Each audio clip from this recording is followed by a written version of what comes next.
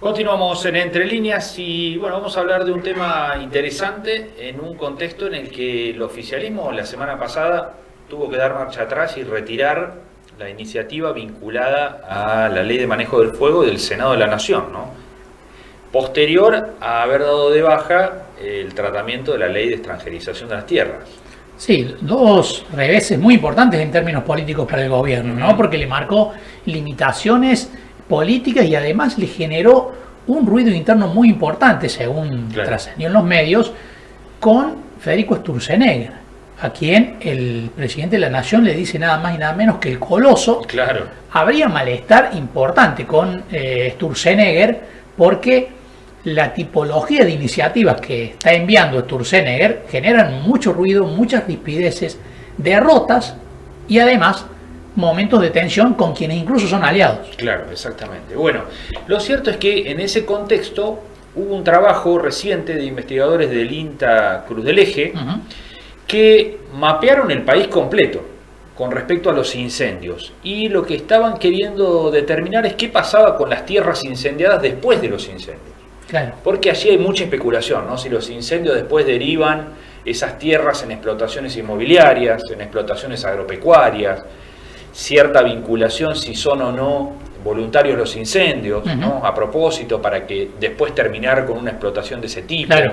Bueno, entonces se pusieron a analizar, hoy la tecnología permite mucho más en detalle avanzar en ese sentido, y recorrieron el país completo, analizaron los incendios del 2004 al 2014 y 10 años después, 12 años después, qué pasó con esas tierras, cuáles se volvieron a regenerar y demás. Bueno, el investigador principal de ese tema fue Nicolás Mari, que gentilmente nos atiende y ya está en comunicación con nosotros. Nicolás, ¿cómo va? Hola, ¿cómo están? Mucho gusto. Bueno, gracias por estar allí y por atendernos. Bueno, contanos un poco cómo surge este trabajo que han realizado, entendemos en todo el país, y qué lograron determinar, ¿no? Bueno, gracias. Les agradezco la oportunidad de contar este trabajo. Bueno, nosotros venimos trabajando en esta línea ya hace muchos años, en realidad.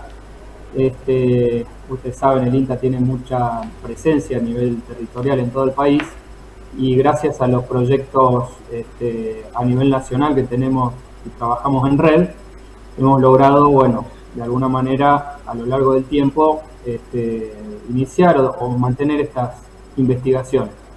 Bueno, un poquito la antesala de este trabajo viene desde el 2014, una publicación que en ese entonces ya veníamos trabajando sobre el monitoreo de incendios, y a nivel nacional pudimos detectar algunos patrones de ocurrencia de áreas quemadas en zonas que posteriormente cambiaban de uso de suelo, ¿no?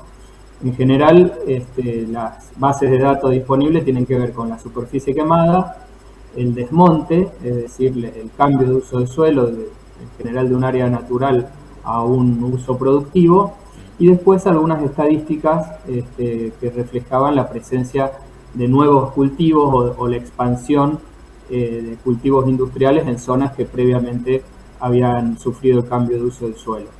Más recientemente, a partir de una consulta y un trabajo conjunto con Lucas Viano, que es un periodista científico de acá de Córdoba, surgió la pregunta de qué pasa con los incendios, un poco detrás del mito, un poco el mito cordobés, o si se quiere, la gran pregunta que muchos nos hacemos de si hay alguna intencionalidad o si digamos que los incendios finalmente terminan en qué tipo de actividad productiva, o se habla popularmente negocios inmobiliarios, etcétera, ¿no? Así que bueno, hace más o menos un año empezó la nueva investigación, empezar a trabajar nuevamente con estos datos, con nuevas bases de datos, y bueno, pudimos llegar a ciertas conclusiones referidas entonces a cómo suceden estos cambios a lo largo del tiempo y qué relación podrían tener con la ocurrencia de incendios.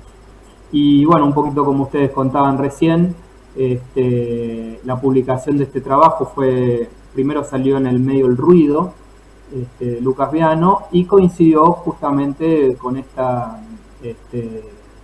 ley, ¿no? Estos cambios, este contexto político, en el cual estos datos reflejan un poquito un poco lo que sucede, digamos, con el fuego y por qué eventualmente un cambio en la ley de fuegos eventualmente podría flexibilizar, digamos, el cambio de uso de la tierra hacia usos productivos, ¿no? Nicolás, ¿qué descubrieron en la investigación? ¿Para qué se usan mayoritariamente esas tierras que quedan quemadas y quedan por ahí difíciles de utilizar durante muchos años?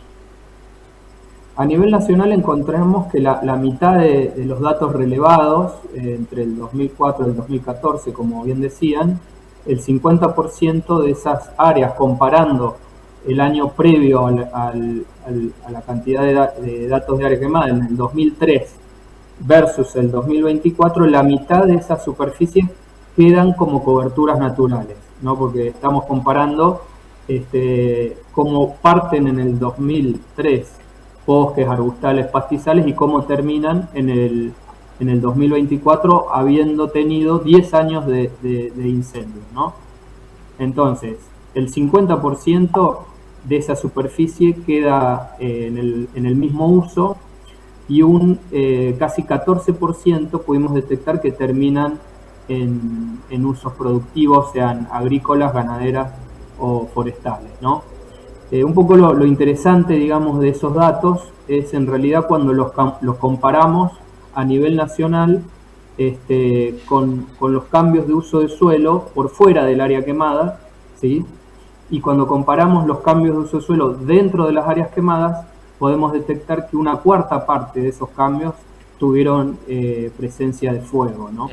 Entonces, ahí surge entonces un poquito, ya que no es tan homogéneo a lo largo y a lo ancho del país el uso del fuego, y se destacan algunas provincias del norte como Salta, Santiago del Estero, Chaco, Formosa, donde sí, hay una correlación espacial entre el área quemada, el desmonte y la posterior uso del suelo agropecuario. Nicolás, entonces ¿no es tan importante el posterior uso para explotación inmobiliaria? Mira, nosotros un poco por la metodología empleada no lo pudimos ver a nivel nacional como un cambio significativo, ¿sí? Sin embargo, nosotros muchas veces en la Sierra de Córdoba, donde hay más fuego acá en Córdoba, sí vemos esos cambios, ¿no? Generalmente podemos ver que luego cuando vemos la sierra quemada, vemos casas, vemos construcción de nuevos caminos, es decir, el fenómeno existe. Ahora bien, desde el punto de vista estadístico, no es significativo comparándolo con otras transiciones, ¿no? ¿Y qué pasa con las tierras que se usan para explotación agropecuaria? ¿Es importante? ¿No lo es? Sí, ya te digo, o sea, una cuarta parte de los cambios, el fuego se utilizó, ¿sí? Independientemente de la causa, del origen del fuego, pero sí se pudo detectar que en el proceso de transformación del uso del suelo, el fuego forma parte, es una forma, digamos, de acelerar el proceso de cambio y de acuerdo a los números obtenidos, sí, es una proporción que no es marginal en el total de las transformaciones, ¿no? Nicolás, ¿vos decís que la nueva ley hubiera propiciado una profundización de esa situación? Hubiera flexibilizado, si se quiere, el hecho de que hoy está penado por la ley, digamos, o prohibido el cambio del uso del suelo, ¿no? Sea para bosques con 60 años o para pastizales, humedales con 30 años. Quitando eso, uno podría pensar que sería más fácil o no tendría el rigor de la ley si se prendieran fuego los campos que terminan transformándose en otros usos. Sí. Bien, Nicolás, muchísimas gracias por estos minutos con nosotros. Gracias a ustedes. Hasta la próxima. Saludos. Bueno, muy interesante la investigación. Sí, ¿no? sí. Monitoreo nacional. Las zonas más calientes son la de Santiago del Estero, Formosa, Chaco, Salta. Allí es donde más cambio de uso del suelo han encontrado a partir de estos incendios. Así es. Bueno, nos vamos a una pausa. Vamos. Enseguida volvemos aquí en Entre Líneas.